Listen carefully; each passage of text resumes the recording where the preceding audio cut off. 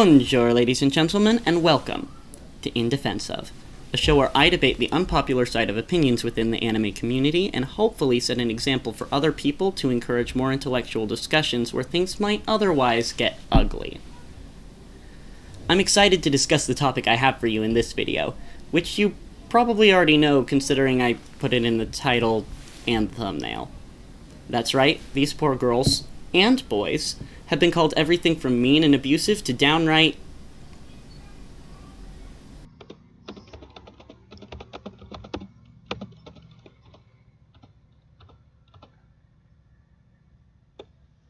mean people.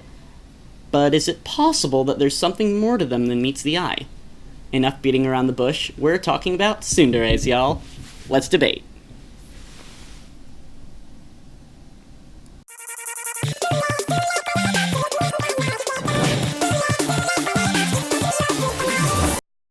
In debate, the first thing you have to do when making an argument is define your terms. So let's talk for a moment about what a tsundere is.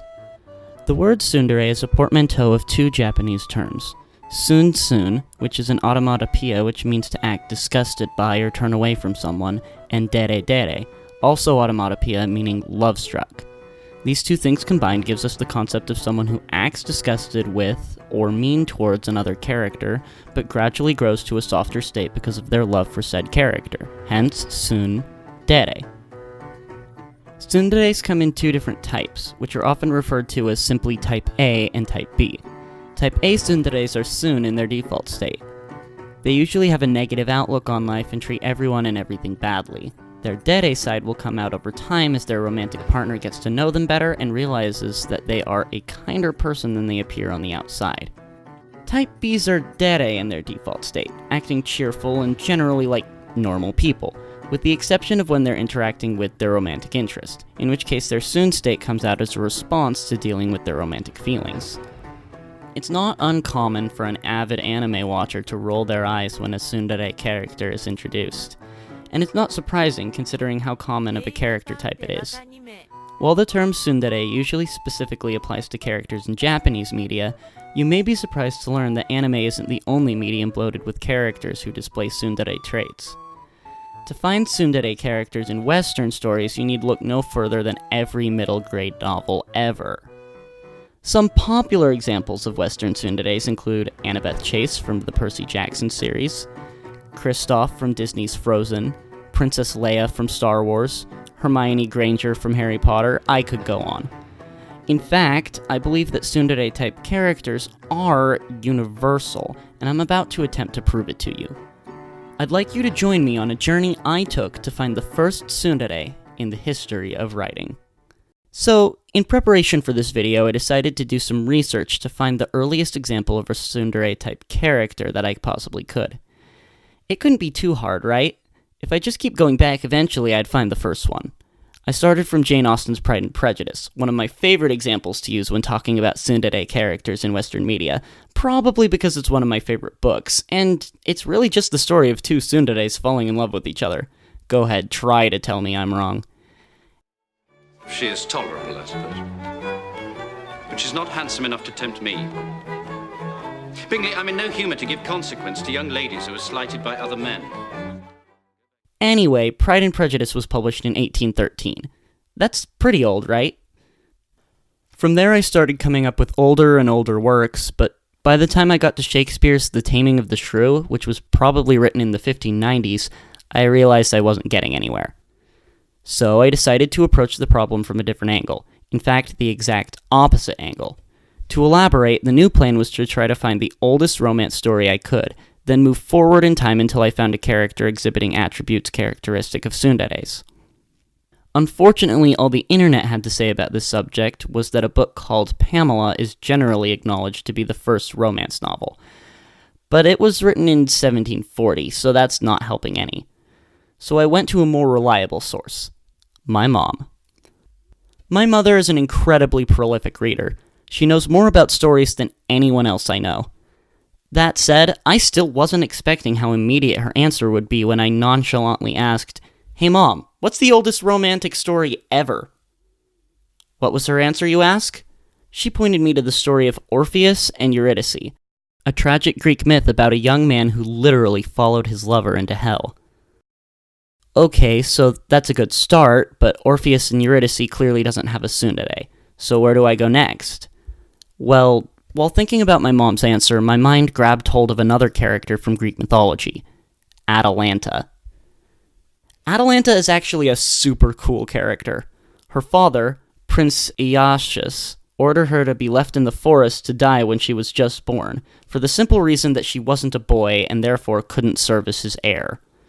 But as fate would have it, she was found and raised by a she-bear, then later adopted by a hunter and grew to be a powerful huntress herself. She was a follower of Artemis and thus forsook men. She took an oath of virginity when she was young and killed 2 centaurs who tried to force themselves on her. She participated in the Caledonian boar hunt with some of the greatest warriors of the time and was the first to wound the boar. She was the only woman on the crew of the Argo when it took its legendary journey, and she was as important to the success of its mission as heroes like Heracles, or Hercules as most of you know him. It's worth noting that at the time, women were considered unfit for virtually all these tasks. After her many adventures brought her a good deal of fame, she was readopted by her father, who was now the king. He wanted her to get married, and she agreed on one condition: that any man who wanted to court her had to beat her in a foot race, and if they couldn't, they would be executed. At first, many men gathered from far and wide to take her challenge. It was a chance to marry the Atalanta, after all, and they were all confident that they could win. I mean, she's just a girl, right? Yeah, you can probably tell what happened next. Pretty soon the guys just stopped showing up.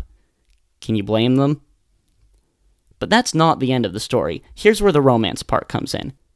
See, there was this young man named Hippomenes, and he was madly in love with Atalanta. But he was also a humble guy, and he knew he couldn't beat her. So he prayed to Aphrodite, the goddess of love, for help. The goddess took pity on our boy Hippo and came down from Olympus to give him a secret weapon, 3 golden apples. How were they supposed to help? Stay tuned and find out. The time of the race came and Hippomenes was ready. They started running, and Atalanta immediately got ahead of him, so he threw one of the golden apples in her path. Intrigued by it, she bent down to pick it up, and in the time that she was doing that, Hippomenes took the lead. Pretty soon, though, Atalanta started to outdistance him again. He took the second apple and threw it. Again, Atalanta was distracted by the apple, and Hippomenes was able to pull ahead. Of course, Atalanta caught up yet again. Hippo threw his third golden fruit. She picked it up, and our boy won the race. Atalanta held true to her word, and the 2 of them were married and had a happy life together. One of Atalanta's sons ended up going on to be one of the star players in the story of Aeschylus's famous play, 7 Against Thebes. Of course, no Greek myth is allowed to have a truly happy ending, and Atalanta's tragedy came when she and Hippomenes decided to make love in one of Zeus's temples.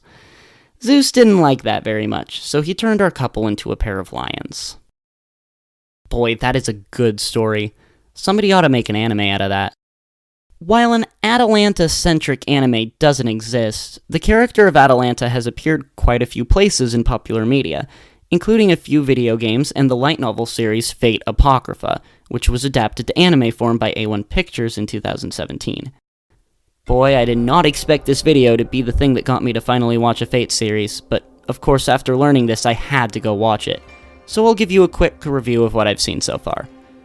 I'm not personally partial to series that are totally action-oriented, so I'm not loving it, but I have enjoyed what I've seen so far. Mordred is great, but although she isn't really portrayed as a typical tsundere, Atalanta, or Archer of Red, is still best girl.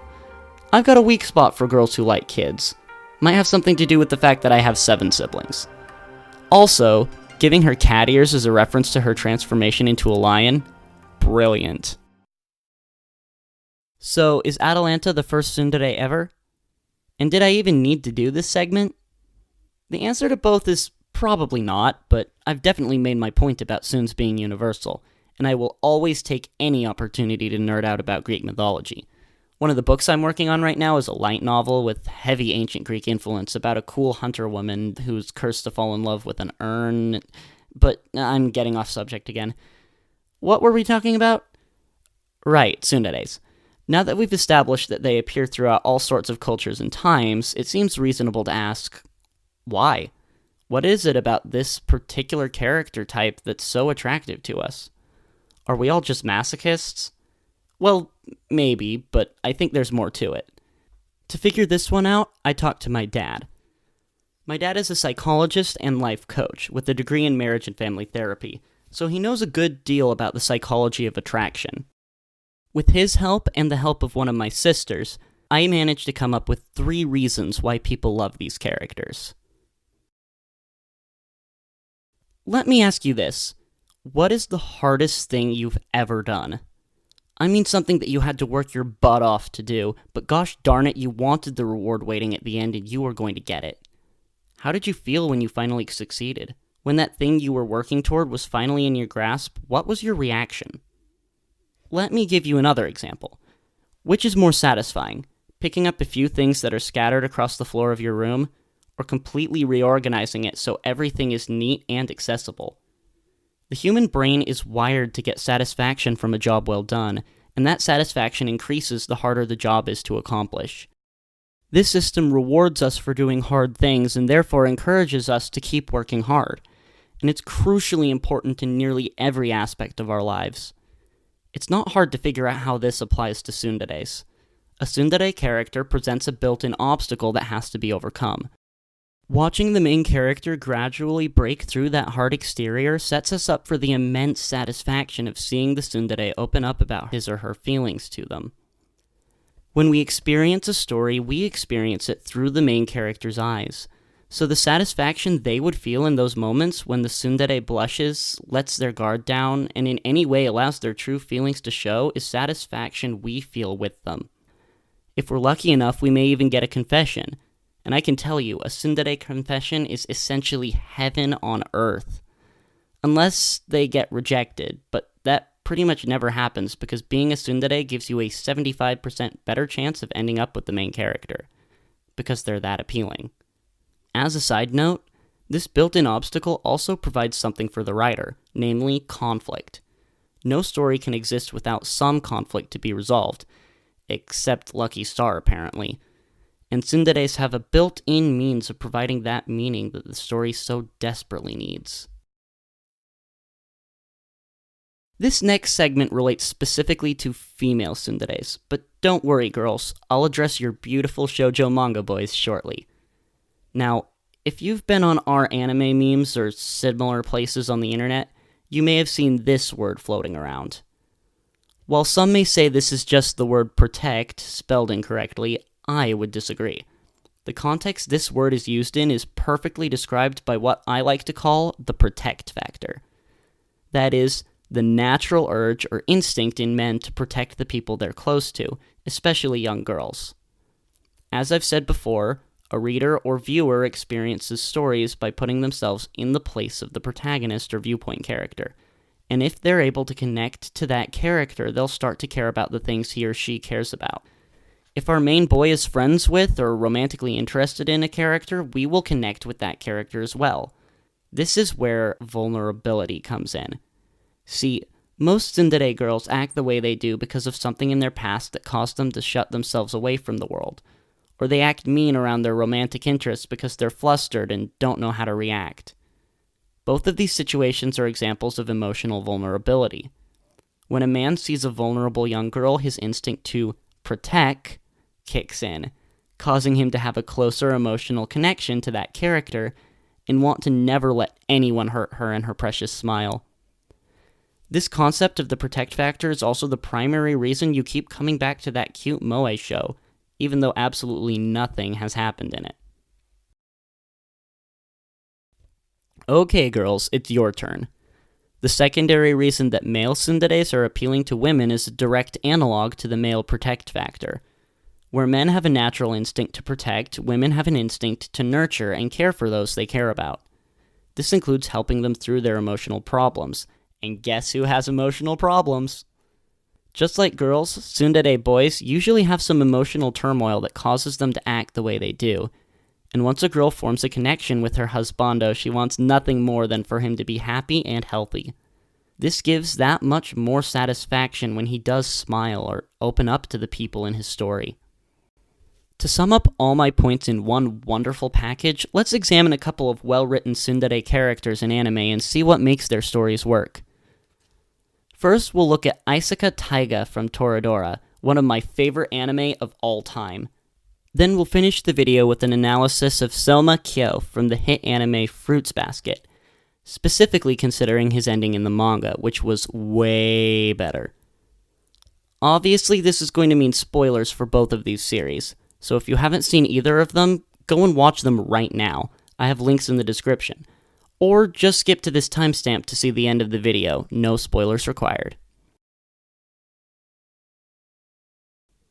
So, Tyga. Tyga is introduced when she runs directly into the main character, Ryuji, in the hall at their school. When he comments on her short stature, calling her Palm Top Tiger, the nickname she's earned due to her school-wide reputation as a tiny devil, she reacts by knocking him on his butt. Shortly after, Ryuji encounters Tyga again in his now empty classroom where he left his school bag. When he goes to retrieve it, she becomes flustered and tries to take it from him. A bit of a tug-of-war ensues, which she appears to be winning until she suddenly sneezes, releasing the bag and causing both of them to fall backwards. This introduction to Tyga's character tells us three important things. First, she is mean, so much that the entire school is afraid of her. Second, she has a softer side, which we see for just a moment in her initial reaction to Ryuji going for his bag. And third, she is vulnerable. She was clumsy enough to let go of the bag when she sneezed. This combined with her small size establishes that she's weaker than she appears. Don't get me wrong, she can still beat you to a pulp if she wants to, but despite that, she does have vulnerabilities. From here, we move to the next scene. Ryuji is back at home and he's discovered something curious in his bag. It's a love letter from Tyga to Ryuji's best friend. She must have mistaken Ryuji's bag for his friend's. What's more, the envelope is empty. It turns out Tyga is so airheaded that she forgot to put the letter in it. Suddenly, just as Ryuji realizes this, Tyga appears and attacks him with a wooden sword, hoping to hit him hard enough to give him amnesia so that he won't remember the letter.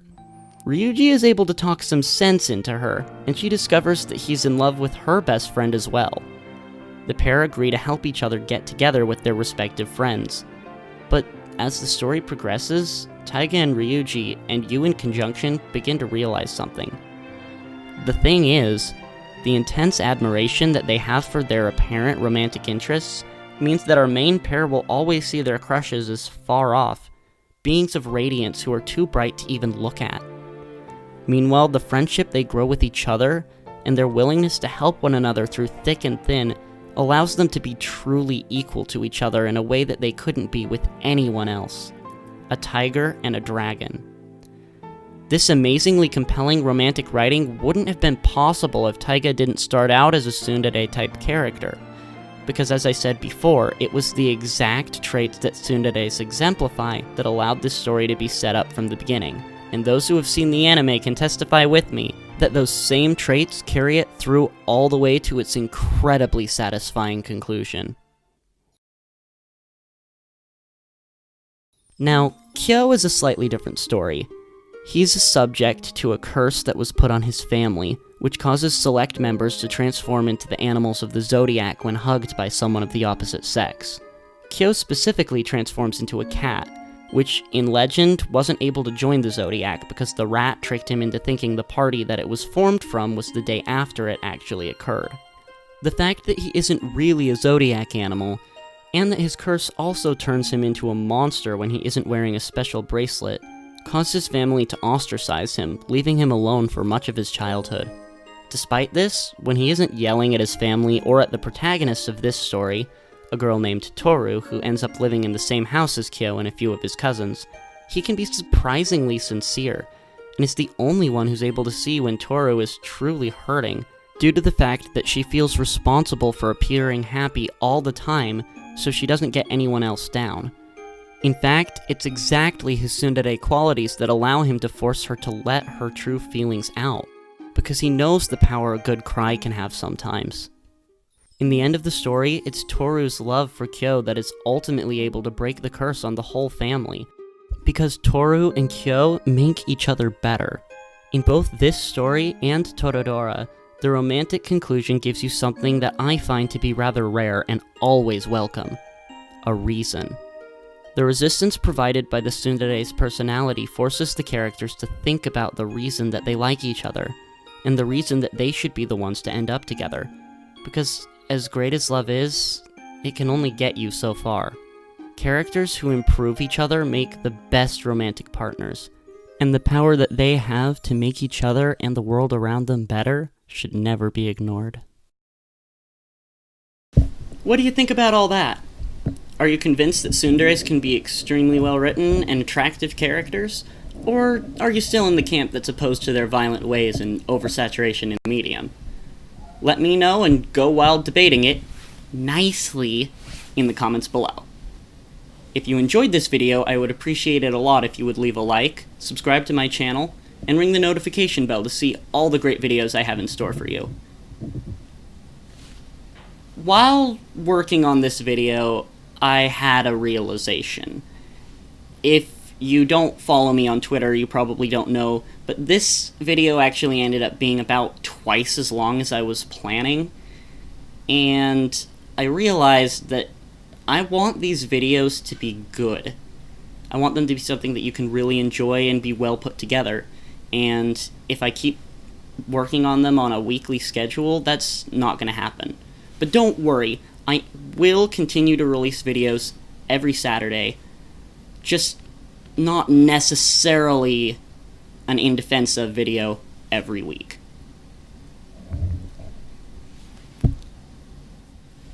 If you'd like to watch any of the shows or read the manga I discussed in this video, you can find streaming links in the description, as well as affiliate links to buy them on Amazon if you're like me and love to have a physical copy to hold and stroke awkwardly on the internet where everyone can see you.